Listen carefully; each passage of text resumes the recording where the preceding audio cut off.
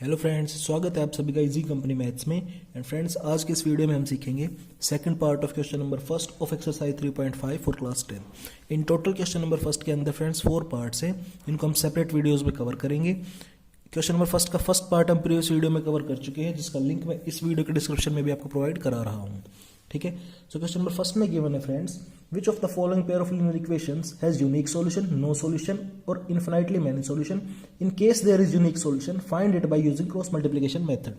So friend, हमें करना क्या है, जस्ट जो भी हमें pair of linear equation given है उनमें से a1/a2 b1/b2 एंड c1/c2 की जो रेशोज होंगे उनको कंपेयर करते हुए हमें बताना है कि जो तीन अपने पास केसेज होते हैं, यूनिक सॉल्यूशन का, इनफाइनाइट मैनी सॉल्यूशन का और नो सॉल्यूशन का केस जो होता है, उन तीनों में से अपना इस जो given pair of linear equation इसके अंदर कौन सा केस है। अगर अपने पास यूनिक सॉल्यूशन का केस आता है तो फर्दर हमें उसे फिर उसका सॉल्यूशन निकालना होगा, मींस एक्स और वाई की वैल्यूज निकालनी होगी with the method of cross multiplication. ठीक है, तो आइए मूव करते हैं सॉल्यूशन पार्ट की ओर। तो क्योंकि फ्रेंड्स हमें पता है पहले कि भाई हमें जरूरत पड़ सकती है इसे सोल्व करने की further in case of unique solution by the method of cross multiplication. और क्रॉस मल्टीप्लिकेशन मेथड को सोल्व करने की पहली कंडीशन ये होती है क्या कि जो फॉर्मेट होता है इक्वेशन का उसके अंदर कांस्टेंट पार्ट जो होता है वो भी लेफ्ट साइड में होता है, मींस राइट साइड में हमेशा जीरो ही होनी चाहिए। ठीक है, तो क्योंकि आगे हमें जरूरत पड़ सकती है तो पहले हम इन इक्वेशंस को ही प्रॉपर फॉर्मेट में ले आते हैं। इट मीन्स कि जो अपनी इक्वेशन नंबर फर्स्ट है ये तो बन जाएगी क्या, 2x + y - 5 = 0। एंड ये जो इक्वेशन है ये अपनी बन जाएगी 3x + 2y - 8 = 0। यहां से a1 b1 c1 a2 b2 c2 की अगर मैं वैल्यू निकाल लूं तो मुझे पता है वो क्या क्या आ जाएगी फ्रेंड्स, ये हो गई मान लो अपनी equation number first and this is equation number second. तो a1 की वैल्यू हो जाएगी 2, b1 की वैल्यू हो जाएगी 1 एंड c1 की वैल्यू हो जाएगी -5। सिमिलरली इस इक्वेशन में से a2 की वैल्यू हो गई अपने पास 3, b2 की वैल्यू होगी coefficient of y 2 and c2 जो कांस्टेंट टर्म है इस इक्वेशन में वो होगी -8। ठीक है, यहां से हम एक बार इनके रेशोज कंपेयर कर लेते हैं फ्रेंड्स। तो a1/a2 की वैल्यू अपने पास क्या आ गई, 2/3 आ गई। ठीक है भाई, एक बार b1/b2 को देख लेते हैं, वो आ गया अपने पास 1/2 एंड c1/c2 की अगर मैं बात कर लूं तो मेरे पास आ गया -5/8। हालांकि इस नेगेटिव साइन से ये नेगेटिव साइन कैंसिल हो जाएगा और फाइनली अपने पास 5/8 बचेगा। ठीक है, तो a1/a2 की वैल्यू आ गई 2/3 एंड b1/b2 की वैल्यू आ गई 1/2, means a1/a2 is not equal to b1/b2। Here a1/a2 is not equal to b1/b2, so it is case of unique solution. Unique solution का केस बन रहा है और यूनिक सॉल्यूशन के केस में फ्रेंड हमें पता है कि आगे सॉल्यूशन निकालना पड़ेगा हमें से by method of cross multiplication method. ठीक है, तो करते हैं solution by cross multiplication method. Cross multiplication method किस तरह से हम चीजों को सोल्व करते हैं with the cross multiplication method friend हमें पता है। क्योंकि प्रीवियस वीडियो के अंदर जो बेसिक की प्लेलिस्ट होगी ना उसमें भी आप इसे चेक कर सकते हो, मैंने उसमें आराम से आपको समझाया है कि किस तरीके से हम किसी भी इक्वेशन को सोल्व करते हुए उसका सॉल्यूशन निकालते हैं by the method of cross multiplication. ठीक है, तो किसी को अगर जानना है तो वहां से इस चैनल की जो बेसिक की प्लेलिस्ट है, बेसिक ऑफ मैथमेटिक्स, वहां से उस वीडियो से चेक कर सकते हैं। ठीक है, तो फ्रेंड्स इसके अंदर सबसे पहले हम क्या करते हैं, स्टार्टिंग होती है अपनी b1/b2 से हमेशा। ठीक है, इसके कुछ अपने जो है फॉर्मेट होता है पूरा, तो स्टेप बाय स्टेप उनको फॉलो करते हैं, अपना फाइनल आंसर आ जाता है। x लिख लिया, y लिख लिया, इधर लिख लेते हैं 1। ठीक है, उसके बाद हम क्या करते हैं, b1/b2 से अपनी कहानी शुरू होती है, तो 1/2 लिख लिया हमने। ठीक है, उसके बाद b1/b2 के बाद c1/c2 की बारी आती है जो कि हो गया -5/8। ठीक है, उसके बाद अपना हो गया c1/c2 के बाद अगेन a1/a2 की बारी आती है जो कि हो गया 2/3 एंड फिर फ्रेंड्स अपने पास क्या आ जाता है, अगेन b1/b2 की बारी आती है।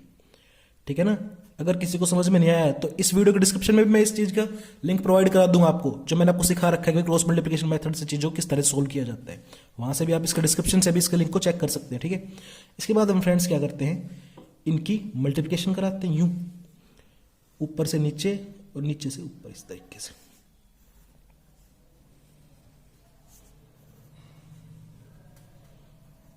उसके बाद फ्रेंड्स हम क्या करते हैं, जो ऊपर से नीचे आता है उसके प्रोडक्ट को हम पहले लिख लेते हैं। तो 1 × -8, तो ये तो हो जाएगा -8।